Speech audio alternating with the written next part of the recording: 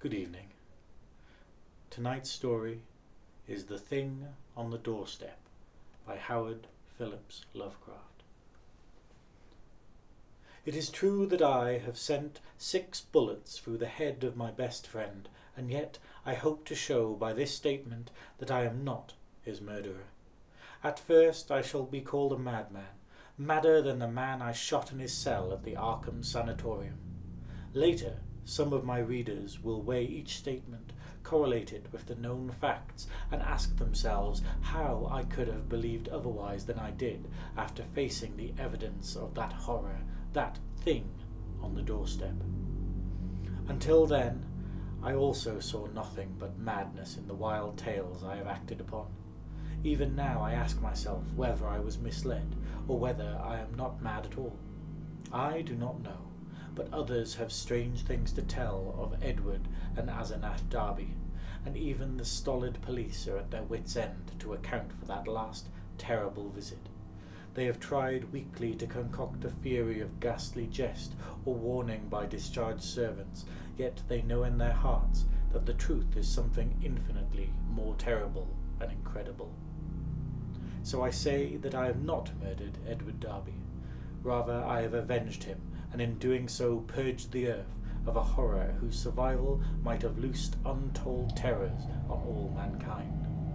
There are black zones of shadow close to our daily paths, and now and then some evil soul breaks a passage through.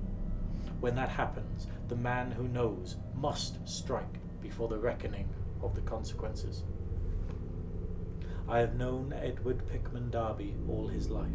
8 years my junior, he was so precocious that we had much in common from the time he was 8 and I was 16.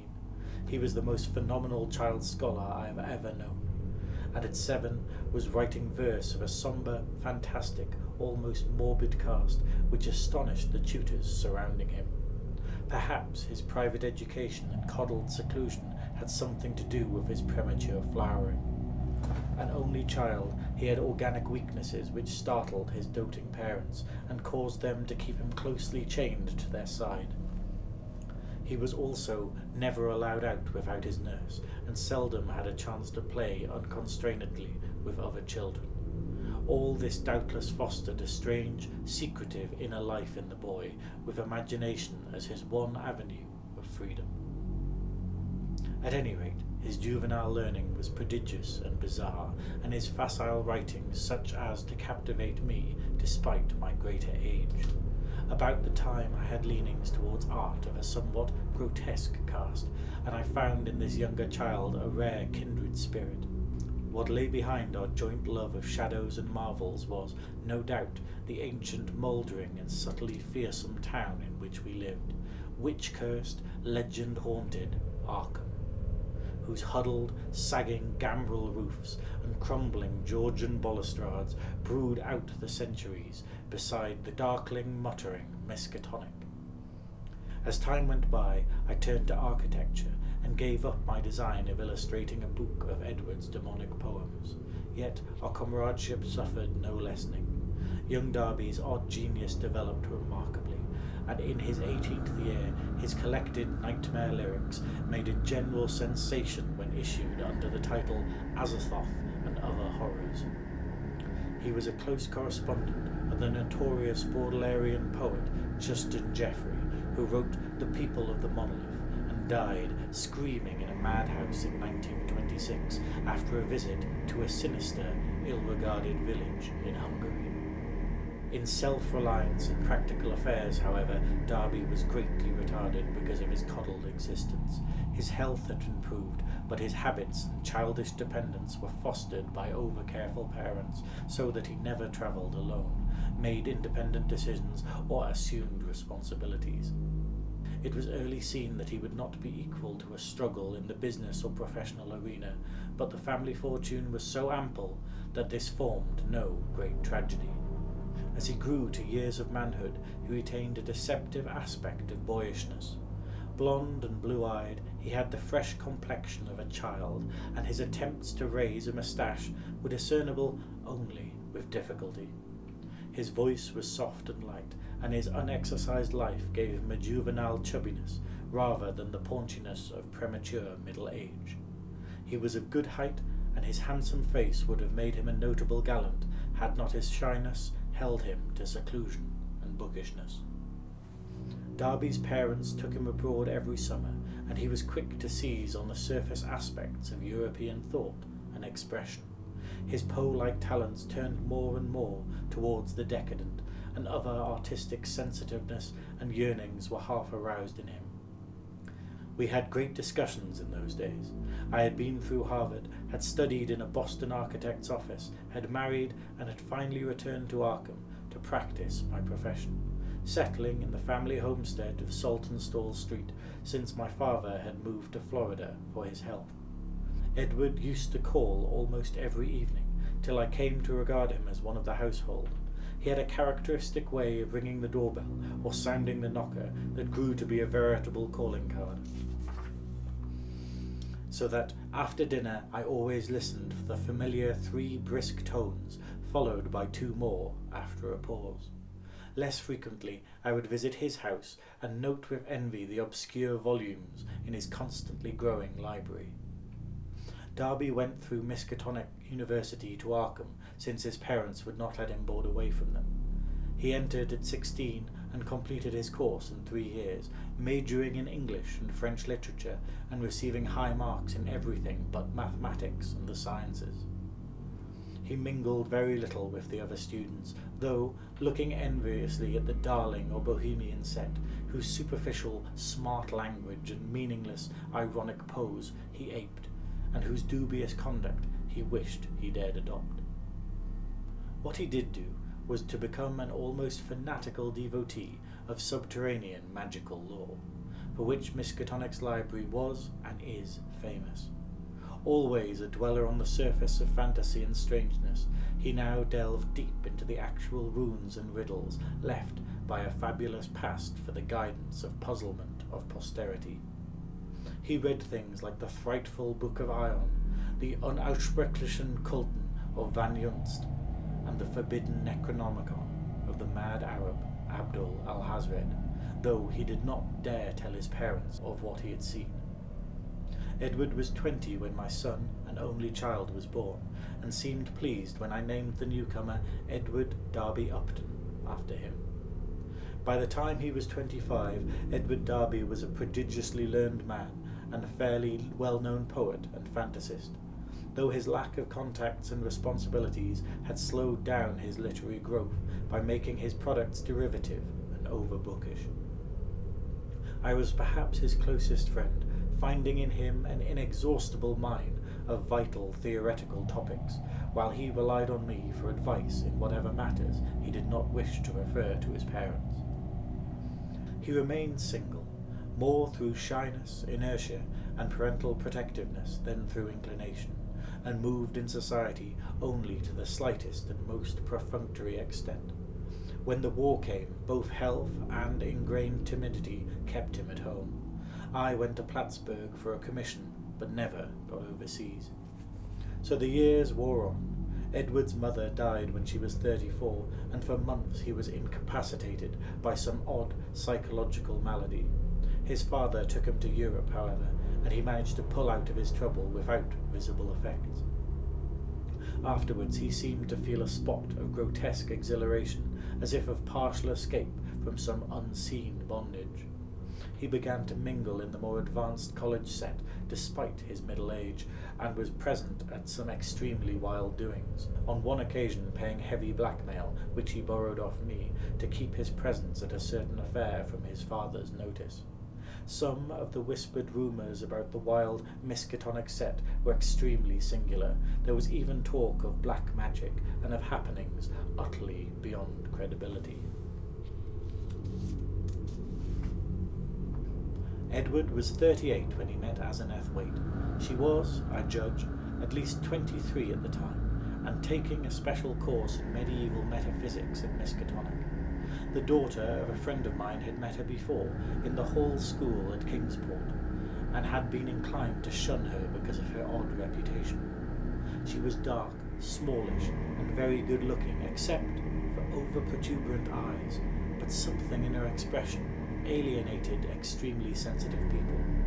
It was, however, largely her origin and conversation which caused average folk to avoid her. She was one of the Innsmouth waits, and dark legends had clustered for generations about crumbling, half-deserted Innsmouth and its people. There are tales of horrific bargains about the year 1830 and of a strange element not quite human in the ancient families of the run-down fishing port. Tales such as only the old-time Yankees can devise and repeat with proper awesomeness. Asenath's case was greatly aggravated by the fact that she was Ephraim Waite's daughter, the child of his old age by an unknown wife who always went veiled. Ephraim lived in a half-decayed mansion in Washington Street, Innsmouth, and those who had seen the place, although Arkham folk often avoid going to Innsmouth whenever they can, declared that the attic windows were always boarded, and that strange sounds sometimes floated from within as evening drew on. The old man was known to have been a prodigious magical student in his day. An old legend averred that he could raise or quell storms at sea according to his whim.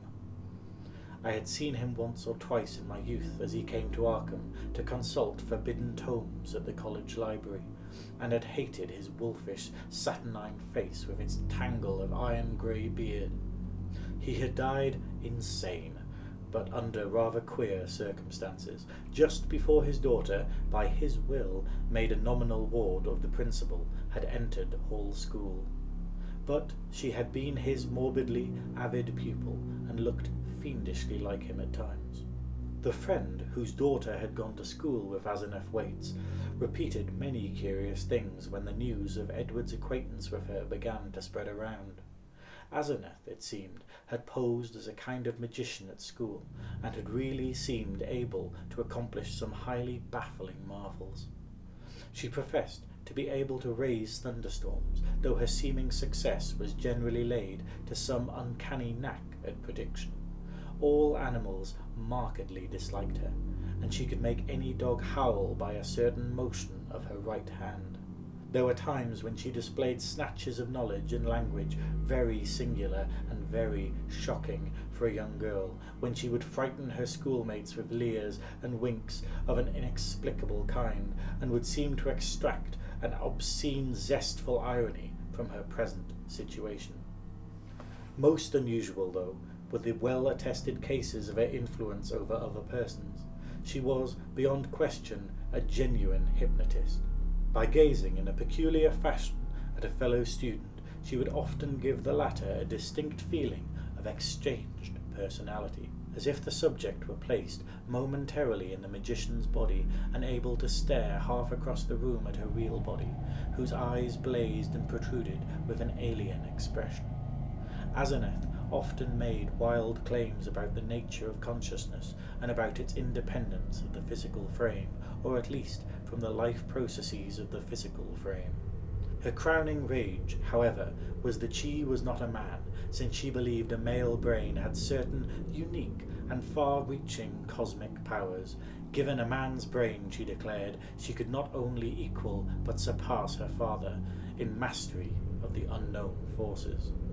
Edward met Asenath at a gathering of intelligentsia held in one of the students' rooms, and could talk of nothing else when he came to see me the next day. He had found her full of the interests and erudition which engrossed him most, and was in addition wildly taken with her appearance. I had never seen the young woman, and recalled casual references only faintly, but I knew who she was. It seemed rather regrettable that Darby would become so upheaved about her, but I said nothing to discourage him, since infatuation thrives on opposition. He was not, he said, mentioning her to his father.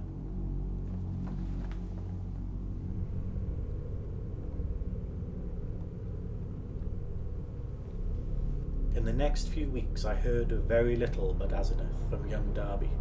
Others now remarked Edward's autumnal gallantry, although they agreed that he did not look even nearly his actual age, or seem at all inappropriate as an escort for his bizarre divinity. He was only a trifle paunchy despite his indolence and self-indulgence, and his face was absolutely without lines. Asenath, on the other hand, had the premature crow's feet which come from the exercise of an intense will.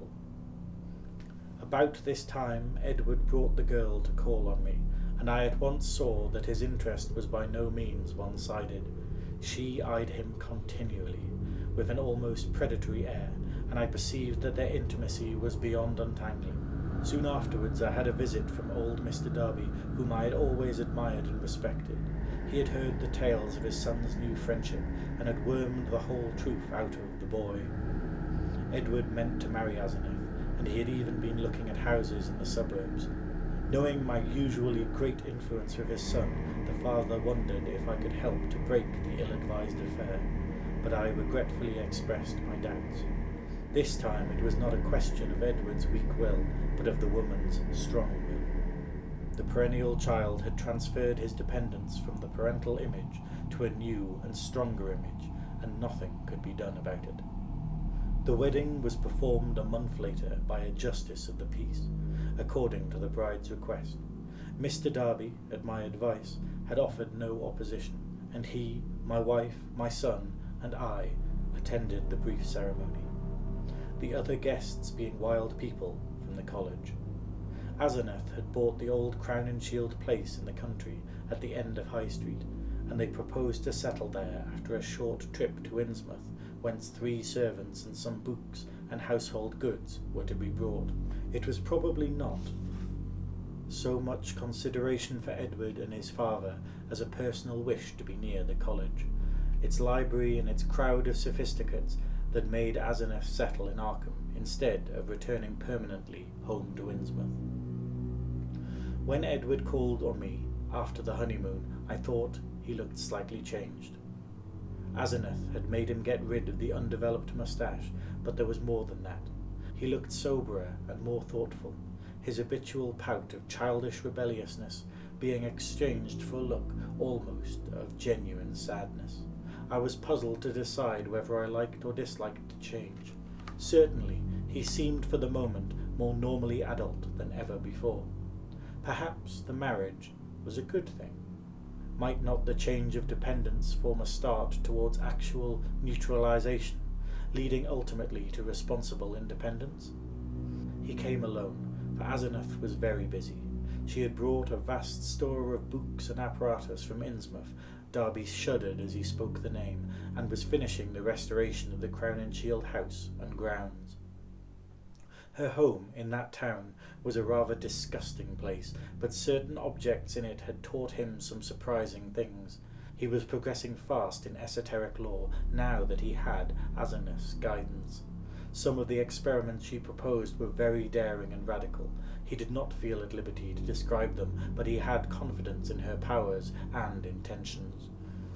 The 3 servants were very queer. An incredibly aged couple who had been with old Ephraim and referred occasionally to him and to Asenath's dead mother in a cryptic way, and a swarthy young wench who had marked anomalies of feature and seemed to exude a permanent odour of fish. For the next 2 years I saw less and less of Darby. A fortnight would sometimes slip by without the familiar 3 and 2 strokes at the front door, and sometimes when he did call, or when, as happened with increasing infrequency, I called on him, he was very little disposed to converse on vital topics. He had become secretive about those occult studies which he used to describe and discuss so minutely, and preferred not to talk of his wife. She had aged tremendously since her marriage, till now, oddly enough, she seemed the elder of the 2. Her face held the most concentrated, determined expression I had ever seen, and her whole aspect seemed to gain a vague, unplaceable repulsiveness. My wife and son noticed it as much as I, and we all ceased gradually to call on her, for which Edward admitted in one of his boyishly tactless moments she was unmitigably grateful for. Occasionally the Darbys would go on long trips, ostensibly to Europe, though Edward sometimes hinted at obscurer destinations. It was after the first year that people began talking about the change in Edward Darby. It was very casual talk, for the change was purely psychological, but it brought up some interesting points. Now and then it seemed Edward was observed to go and wear an expression and do things wholly incompatible with his usual flabby nature. For example, although in the old days he would not drive a car, he was now seen occasionally to dash into and out of the old Crown and Shield driveway with Asinov's powerful Packard, handling it like a master and meeting traffic entanglements with a skill and determination utterly alien to his accustomed nature. In such cases, he seemed always to be just back from some trip or just starting on one. What sort of trip, no one could guess, although he mostly favoured the Innsmouth road. Oddly, the metamorphosis did not seem altogether pleasing. People said he looked too much like his wife, or like old Ephraim Waite himself. Or perhaps these moments seemed unnatural because they were so rare. Sometimes, hour after starting out in his way, he would return, listlessly sprawled on the rear seat of the car, while an obviously hired chauffeur or mechanic drove. Also, his preponderant aspect on the streets during his decreasing round of social contacts, including, I may say, his calls on me, was the old-time decisive one, and its irresistible childishness even more marked than in the past. While Asinov's face aged, Edward's, aside from those exceptional occasions, actually relaxed into a kind of exaggerated immaturity, save when a trace of the new sadness or understanding would flash across it. It was really very puzzling. Meanwhile, the Darbys almost dropped out of the gay college circle, not through their own disgust, we heard, but because something about their present studies shocked even the most callous of the other decadents.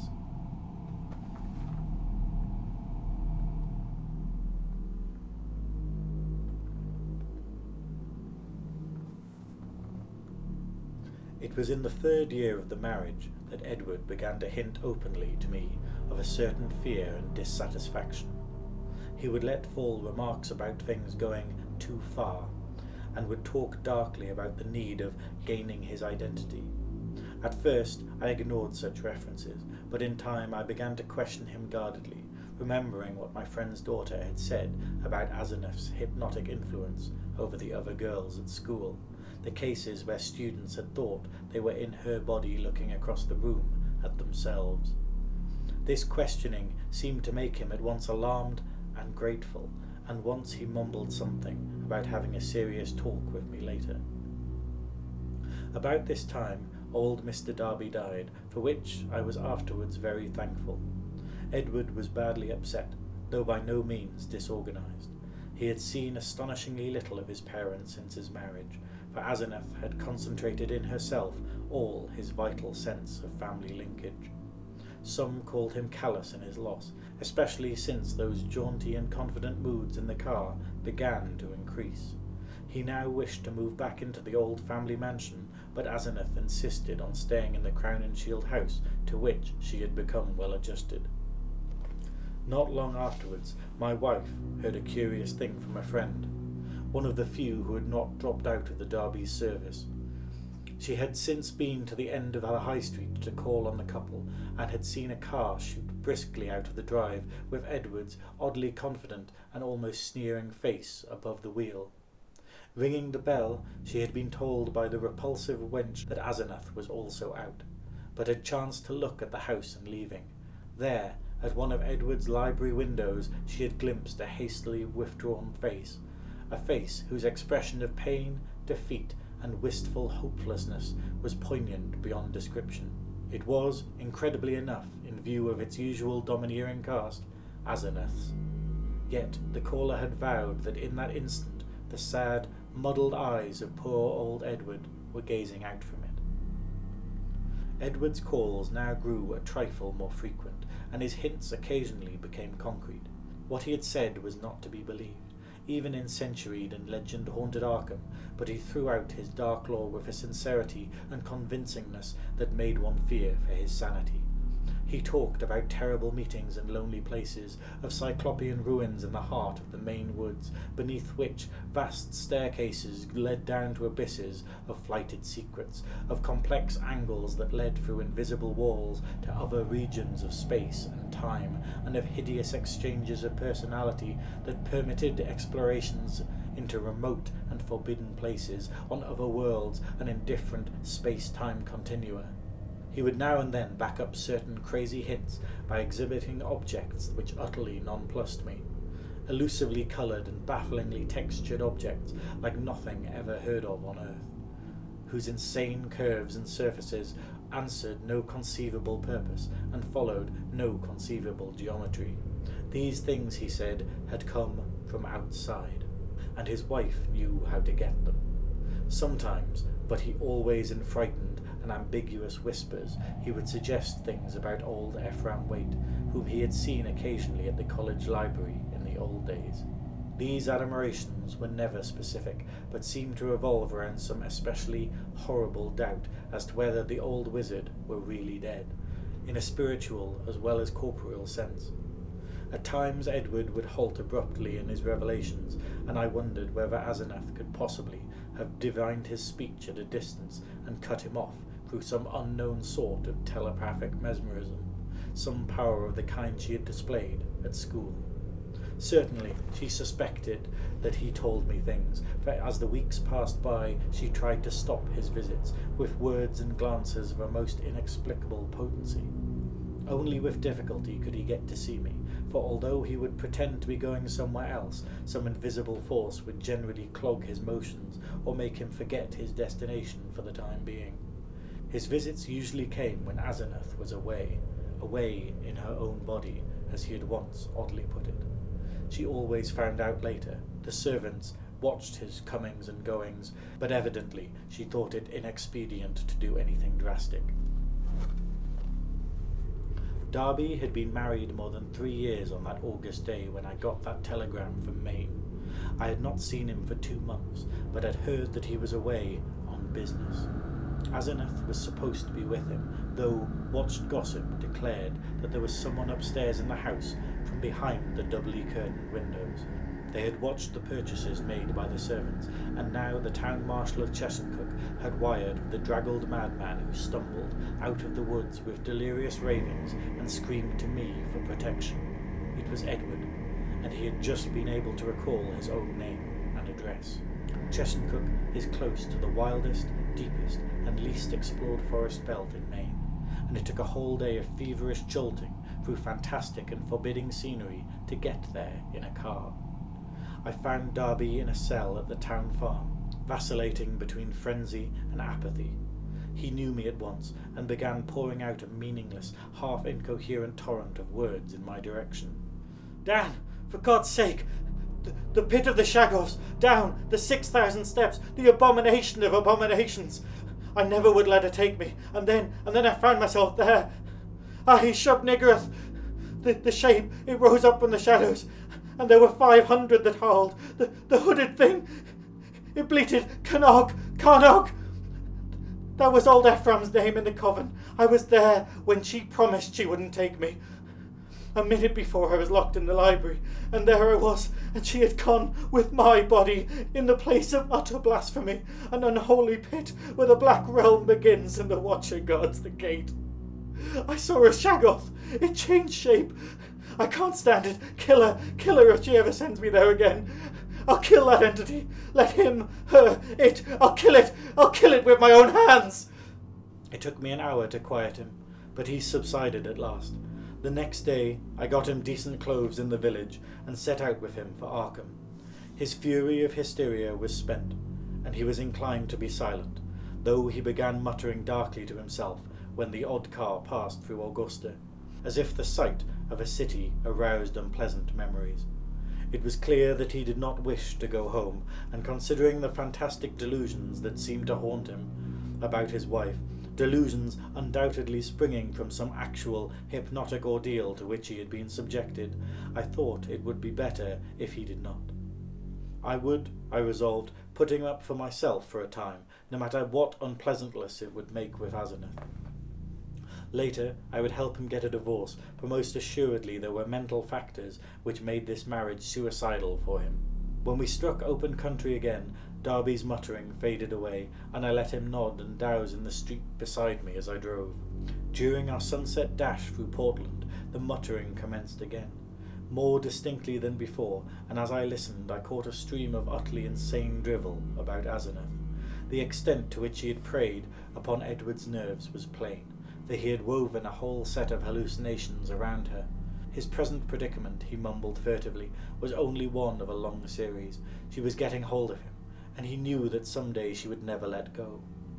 Even now, she probably let him go only when she had to, because she couldn't hold on for long at a time.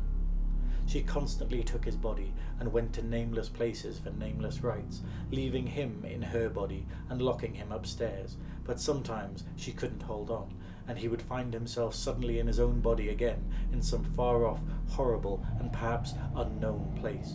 Sometimes she'd get hold of him again, and sometimes she couldn't. Often he was left stranded somewhere as I had found him.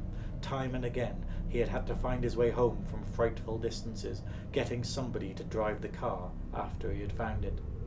The worst thing was that she was holding on to him longer and longer each time. She wanted to be a man, to be fully human. That was why she got hold of him. She had sensed the mixture of fine warped brain and weak will in him.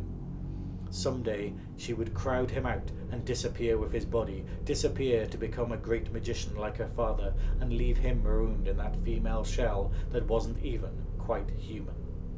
Yes, he knew all about the Innsmouth blood now. There had been traffic with things from the sea, which was horrible, and old Ephraim, he had known the secret, and when he grew old did a hideous thing to keep alive, for he wanted to live forever. Asenath would succeed. One successful demonstration had taken place already. As Darby muttered on, I turned to look at him closely, verifying the impression of change which an earlier scrutiny had given me. Paradoxically, he seemed in better shape than usual, harder, more normally developed, and without the trace of sickly flabbiness caused by his indolent habits. It was as if he had only been really active and properly exercised for the first time in his coddled life, and I judged that Asenath's force must have pushed him into unwanted channels of motion and alertness. But just now his mind was in a pitiable state, for he was mumbling wild extravagances about his wife, about black magic, about old Ephraim, and about some revelation which would convince even me. He repeated names which I recognized from bygone browsings in forbidden volumes, and at times made me shudder with a certain thread of mythological consistency or convincing coherence which ran through his maunderings. Again and again he would pause, as if to gather courage for some final and terrible disclosure. Dan, don't you remember him? Wild eyes and the unkempt beard that never turned white. He glared at me once, and I'll never forget it. Now she glares that way, and I know why. He found it in the Necronomicon. The formula. I daren't tell you the page yet, but when I do, you can read and understand, and then you'll know what has engulfed me. Oh, on and on and on, body to body. He means never to die. The life glow, he knows how to break the link. It can flicker on while the body is dead. I'll give you hints and maybe you'll guess. Listen, Dan. Do you know my wife?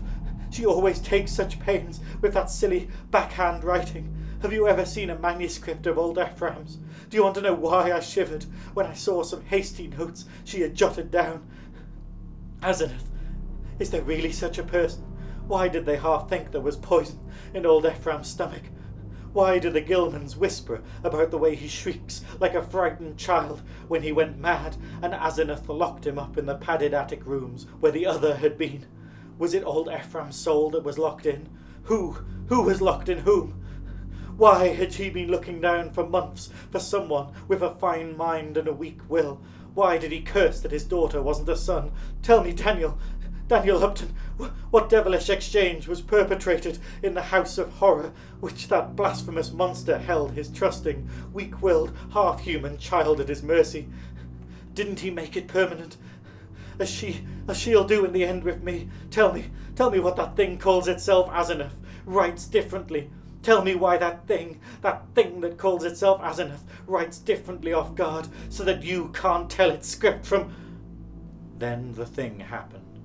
Darby's voice was rising to a thin, treble scream as he raved, when suddenly it was shut off with an almost mechanical click. This, though, was something altogether different, and I felt infinitely more horrible. The face beside me was twisted almost unrecognisably for a moment, while through the whole body there passed a shivering motion, as if all the bones, organs, muscles, nerves, and glands were readjusting themselves to a radically different posture, set of stresses, and general personality. Just where the supreme horror lay, I could not for my life tell, yet there swept over me such a swamping wave of sickness and repulsion, such a freezing, petrifying sense of utter alienage and abnormality, that my grasp of the wheel grew feeble and uncertain. The figure beside me seemed less like my lifelong friend than some monstrous intrusion from outer space, some damnable, utterly accursed force of unknown and malign cosmic nature. I had faltered only a moment, but before another moment was over, my companion had seized the wheel and forced me to change places with him. The dusk was now very thick, and in the lights of Portland far behind, so I could not see much of his face. The blaze of his eyes, though, was phenomenal, and I knew that he must now be in that queerly energized state, so unlike his usual self, which so many people had noticed. It seemed odd and incredible that listless Edward Derby, he who could not ever assert himself and who had never learned to drive, should be ordering me about and taking the wheel of my own car, yet that was precisely what had happened. He did not dare speak for some time, and in my inexplicable horror I was glad that I did not. In the light of Biddeford and Saco I saw his firmly set mouth, and shivered at the blaze of his eyes. The people were right. He did look damnably like his wife, and like old Ephraim when in these moods. I did not wonder that the moods were disliked. There was certainly something unnatural in them, and I felt the sinister element all the more because of the wild ravings I had been hearing. This man, for all my lifelong knowledge of Edward Pickman Derby, was a stranger, an intrusion of some sort from the black abyss. He did not speak until we were on a dark stretch of road, and when he did, his voice seemed utterly unfamiliar. It was deeper, firmer, and more decisive than I had ever known it to be, while its accent and pronunciation were altogether changed. Though vaguely, remotely, and rather disturbingly recalling of something I could not quite place, there was, I thought, a trace of very profound and very genuine irony in the timbre. Not the flashy, meaninglessly jaunty pseudo-irony of the callous sophisticate which Derby had habitually affected, but something grim, basic, pervasive, and potentially evil. I marvelled at the self-possession so soon following the spell of panic-struck muttering. "I hope you'll forget my attack back there, Upton," he was saying. "You know what my nerves are, and I guess you can excuse such things. I'm enormously grateful, of course, for this lift home, and you must forget, too, any crazy things I may have been saying about my wife, and about things in general. That's what comes from being overstudied in a field like mine. My philosophy is full of bizarre concepts, and when the mind gets worn out, it cooks up all sorts of imagery, concrete applications. I shall take a rest from now on. You probably won't see me for some time, and you needn't blame Asenath for it. This trip was a bit queer, but it's really very simple. There are certain Indian relics in the North Woods, standing stones and all that, which mean a great deal in folklore, and Asenath and I are following all that stuff up. It was a hard search, so I seem to have gone off my head. I must send somebody for the car when I get home. A month's relaxation will put me back on my feet." I do not recall what my own part of the conversation was, for the baffling alienage of my seatmate filled all my consciousness. With every moment my feeling of elusive cosmic horrors increased, till, at length, I was in a virtual delirium of longing for the end of the drive. Derby did not offer to relinquish the wheel, and I was glad of the speed at which Portsmouth and Newburyport flashed by. At the junction where the main highway runs inland and avoids Innsmouth, I was half afraid my driver would take the bleak shore road that goes through that damnable place. He did not, however, but darted rapidly past Rowley and Ipswich towards our destination. We reached Arkham before midnight and found that the lights were still on at the old Crown and Shield house. Darby left the car with a hasty repetition of his thanks, and I drove home along with a curious feeling of relief. It had been a terrible drive, all the more terrible because I could not quite tell why, and I did not regret Darby's forecast of a long absence from my company. The next 2 months were full of rumours. People spoke of seeing Darby more and more in his new, energised state, and Asenath was scarcely ever to her callers. I had only one visit from Edward, when he called briefly in Asenath's car, duly reclaimed from wherever he had just been in Maine, to get some books that he had lent me. He was in his new state, and paused only long enough for some evasively polite remarks. It was plain that he had nothing to discuss with me when in this condition, and I noticed that he did not even trouble to give the old 3 and 2 signal while ringing the doorbell. As on that evening in the car, I felt a faint, infinitely deep horror which I could not explain, so that his swift departure was a prodigious relief. In mid-September, Darby was away for a week, and some of the decadent college set talked knowingly of the matter, hinting at a meeting with a notorious cult leader, lately expelled from England, who had established headquarters in New York. For my part, I could not get that strange ride from Maine out of my head. The transformation I had witnessed had affected me profoundly, and I caught myself again and again trying to account for the thing, and for the extreme horror it had inspired in me. But the oddest rumours were those about the sobbing at the old Crown and Shield house. The voice seemed to be a woman's, and some of the younger people thought it sounded like Asenath's.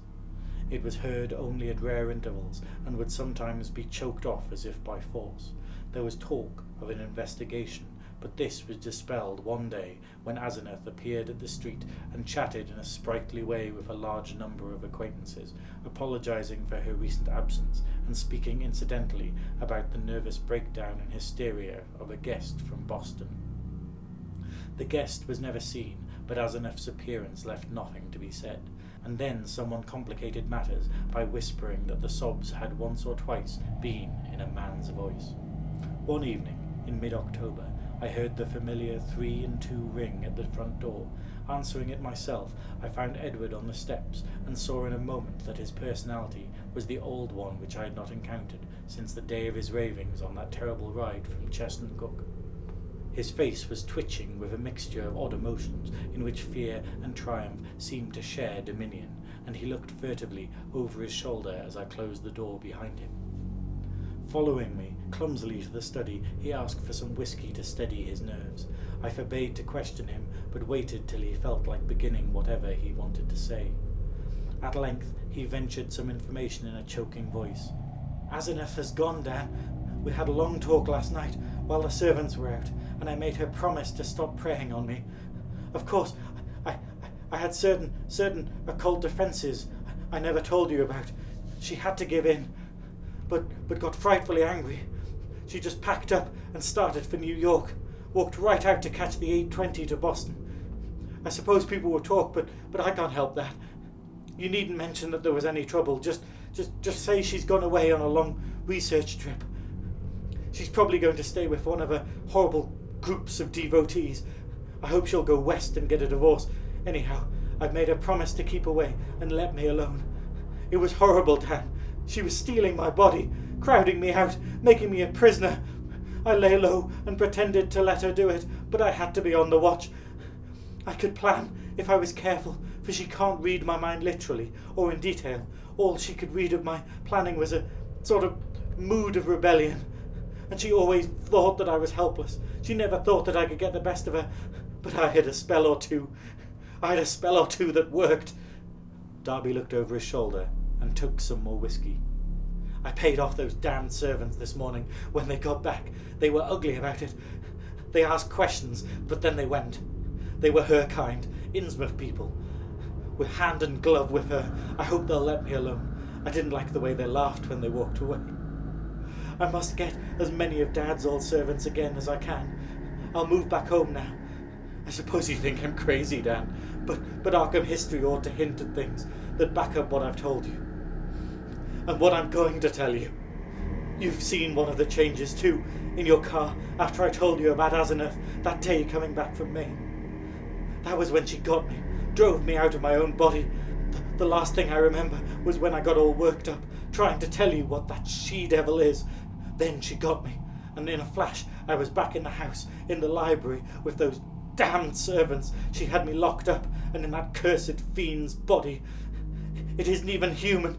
You know, it was she who must have ridden home, that preying wolf in my body. You ought to have known the difference.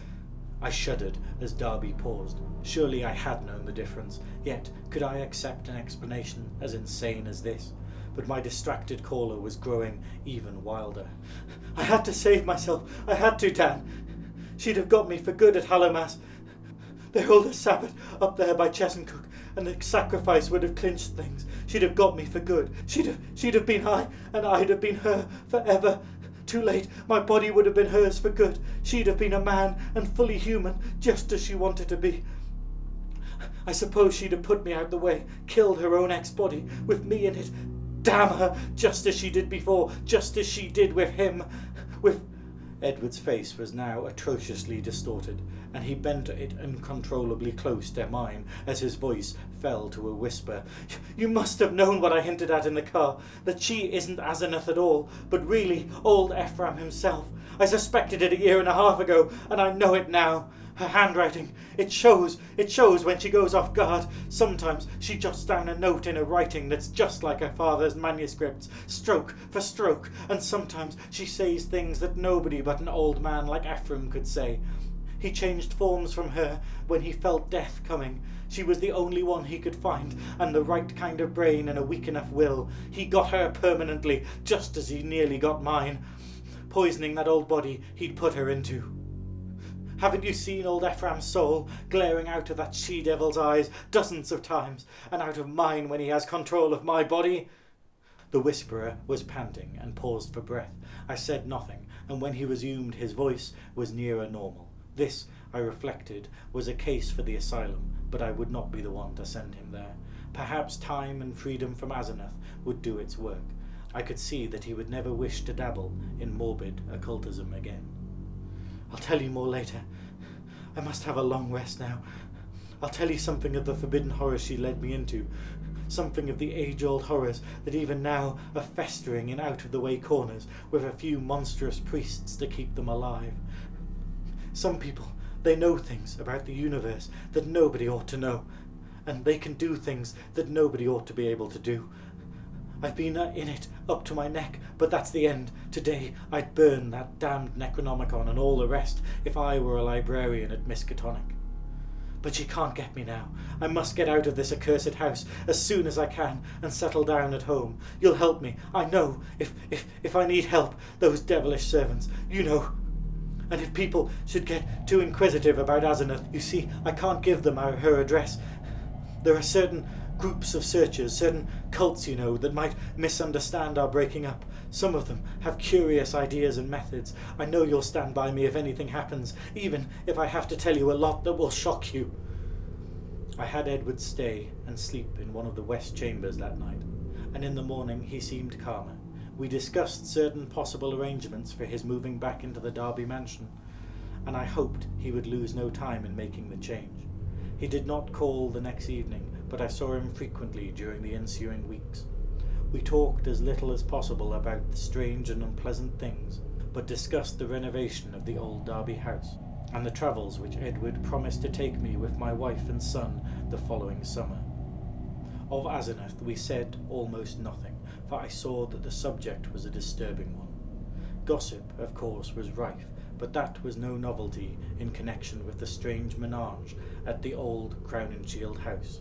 One thing I did not like was what Darby's banker let fall in an over-expansive mood at the Miskatonic Club about the cheques Edward was sending regularly to a Moses and Abigail Sargent and a Eunice Babson in Innsmouth. That looked as if those evil-faced servants were extorting some kind of tribute from him, yet he had not mentioned the matter to me. I wished that the summer and my son's Harvard vacation would come, so that we could get Edward to Europe. He was not, I soon saw, mending as rapidly as I had hoped he would, for there was something a bit hysterical in his occasional exhilaration.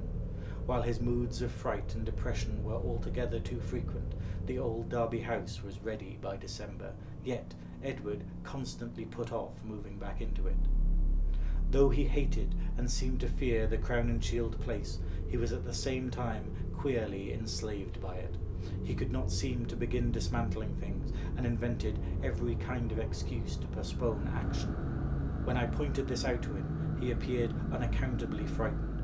His father's old butler, who was there with other reacquired servants, told me one day that Edward's occasional prowlings about the house, and especially down the cellar, looked odd and unwholesome to him. I wondered if Asenath had been writing disturbing letters, but the butler said there was no mail which could have come from her. It was about Christmas that Derby broke down one evening while calling on me.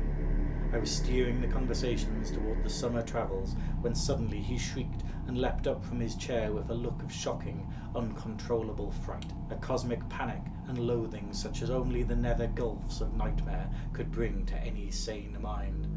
"My brain! My God!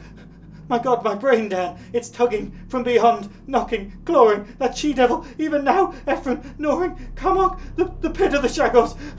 The code with 1,000 young, the flame beyond body, beyond life, in the earth, go, God!" I pulled him back to his chair and poured some wine down his throat as his frenzy sank to a dull apathy. He did not resist, but kept his lips moving as if talking to himself. Presently, I realized he was trying to talk to me, and I bent my ear to his mouth to catch the feeble words. Again, she's trying. I might have known. Nothing can stop this force. Not distance. I can't. It's horrible. Oh, God, Dan, if you only know as I do just how horrible it is." When he had slumped down into a stupor, I propped him with pillows and let normal sleep overtake him. I did not call a doctor, for I knew what would be said of his sanity, and wished to give nature a chance, if possibly I could. We walked at midnight, and I put him to bed upstairs, but he was gone by morning.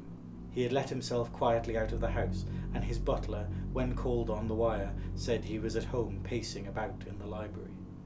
Edward went to pieces rapidly after that. He did not call again, but I went daily to see him. He would always be sitting in his library, staring at nothing, and having an air of abnormal listening.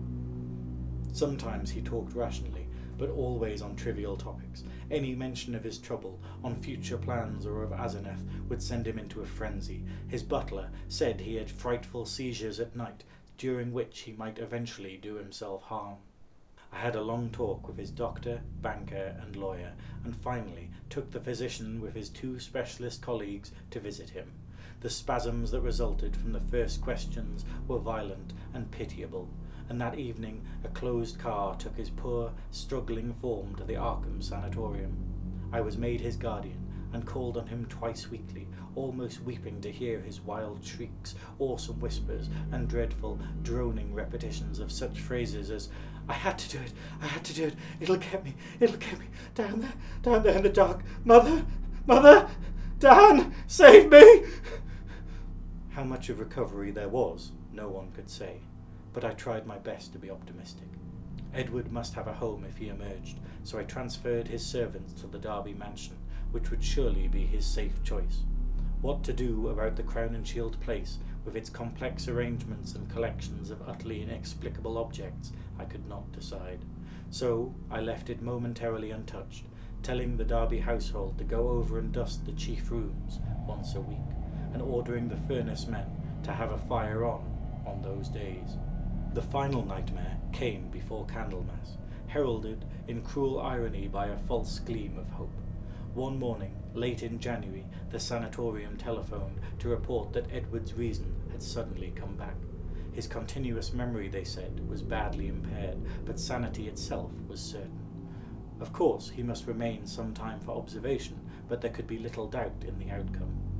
All going well, he would be surely free in a week. I hastened over, in a flood of delight, but stood bewildered when a nurse took me to Edward's room.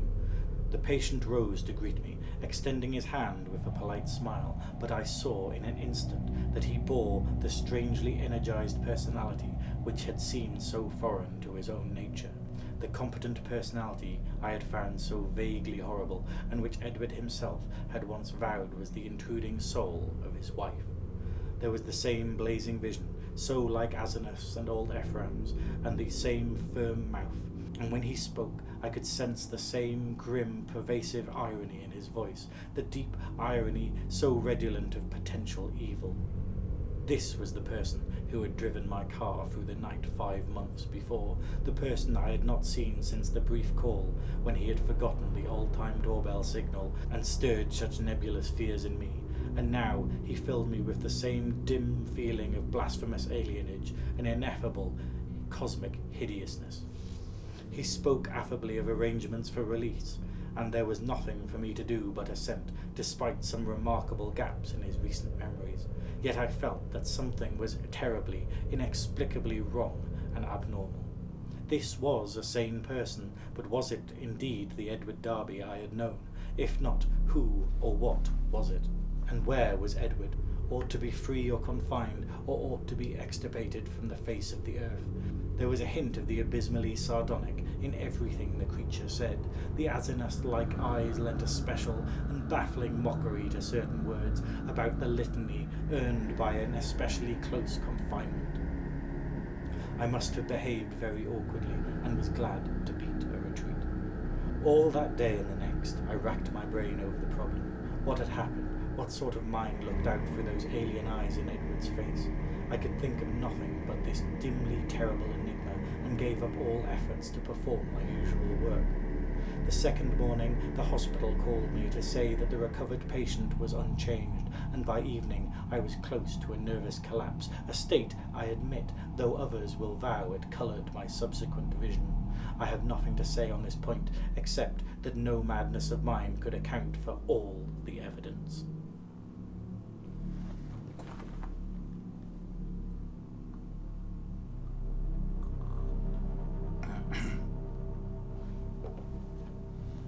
It was in the night, after that second evening, that stark, utter horror burst over me and weighed my spirit with a black, clutching panic from which it can never shake free. It began with a telephone call just before midnight. I was the only one up, and sleepily took down the receiver in the library. No one seemed to be on the wire, and I was about to hang up and go to bed when my ear caught a very faint suspicion of sound at the other end. Was someone trying under great difficulties to talk? As I listened, I thought I heard a sound of half-liquid, bubbling noise, which had an odd suggestion of inarticulate, unintelligible word and syllable divisions. I called, "Who is it?" But the only answer was I could only assume that the noise was mechanical, but fancying that it might be a case of a broken instrument, able to receive but not to send, I added, "I can't hear you. Better hang up and try information." Immediately I heard the receiver go on the hook at the other end. This, I say, was about midnight. When the call was traced afterwards, it was found to come from the old Crown and Shield house, though it was fully half a week since the housemaid's day to be there. I shall only hint at what was found in that house: the upheaval in a remote cellar storeroom, the tracks, the dirt, the hastily rifled wardrobe, the baffling marks on the telephone, the clumsy, used stationery, and the detestable stench lingering over everything. The police, poor fools, have their smug little theories, and are still searching for those sinister, discharged servants who have dropped out of sight amidst the present furore. They speak of a ghoulish revenge for things that were done, and say I was included because I was Edward's best friend and adviser. Idiots! Do they fancy those brutish clowns could have forged that handwriting? Do they fancy they could have brought what later came? Are they blind to the changes in that body that was Edward's?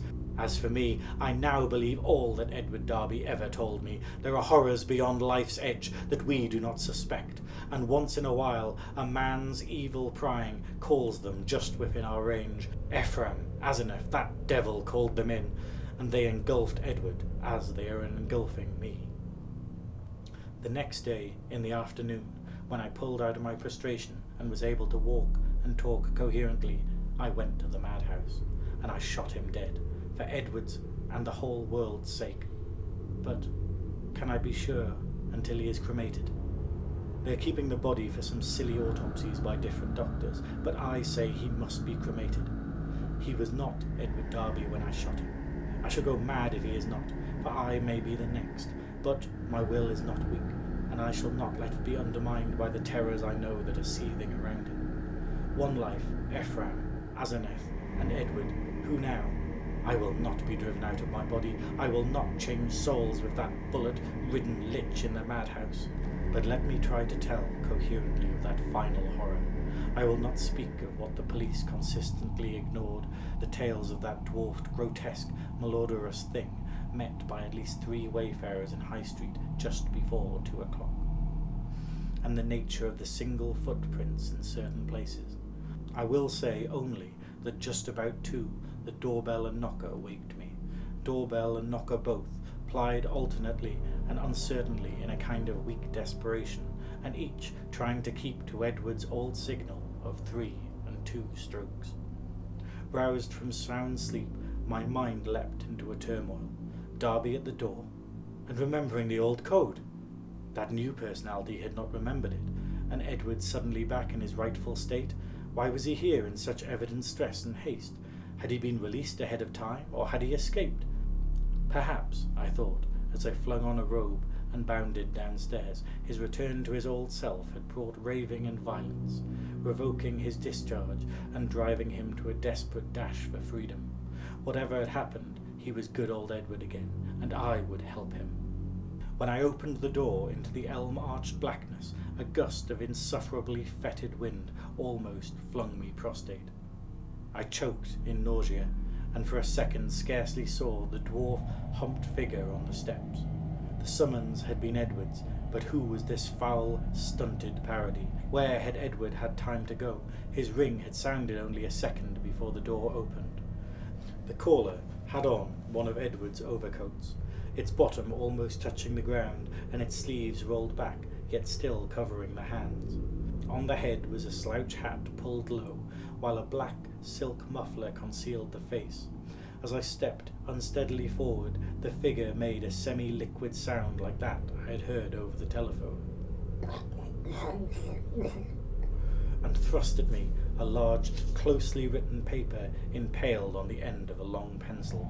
Still reeling from the morbid and unaccountable fetter, I seized the paper and tried to read it in the light of the doorway. Beyond question, it was Edward's script. But why had he written when he was so close enough to ring, and why was the script so awkward, coarse, and shaky? I could make out nothing in the dim half-light, so edged back into the hall, the dwarf figure clumping mechanically after, but pausing on the inner door's threshold.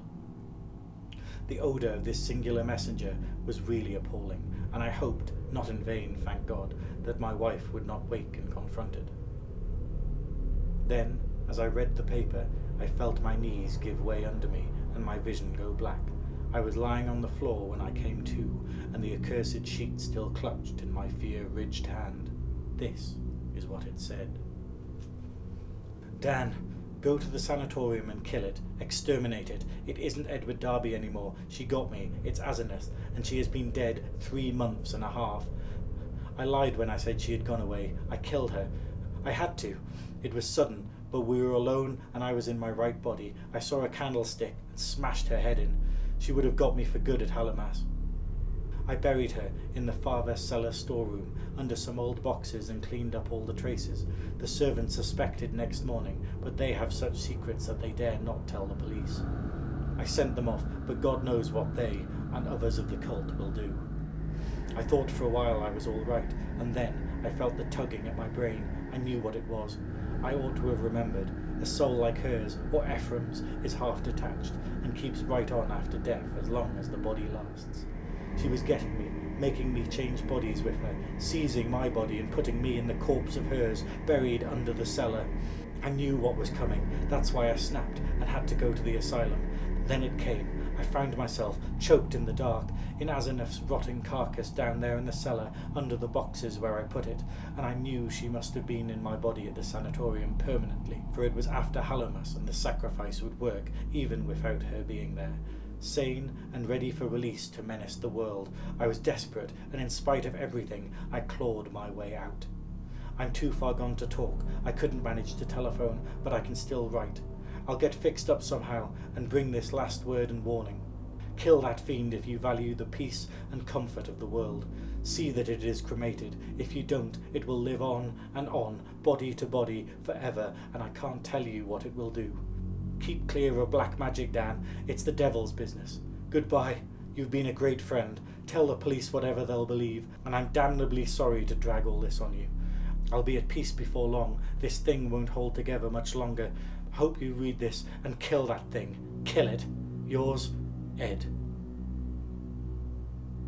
It was only afterwards I read the last half of this paper, for I had fainted at the end of the third paragraph. I fainted again when I saw and smelled what cluttered up the threshold where the warm air had struck it. The messenger would not move or have consciousness any more. The butler, tougher fibred than I, did not faint at what met him in the hall that morning. Instead, he telephoned the police. When they came, I had been taken upstairs to bed, but the other mass lay where it had collapsed in the night. The men put handkerchiefs to their noses. What they finally found inside Edward's oddly assorted clothes was mostly liquescent horror. There were bones too, and a crushed-in skull. Some dental work positively identified the skull as Asenath's. That was The Thing on the Doorstep. Thank you very much for watching.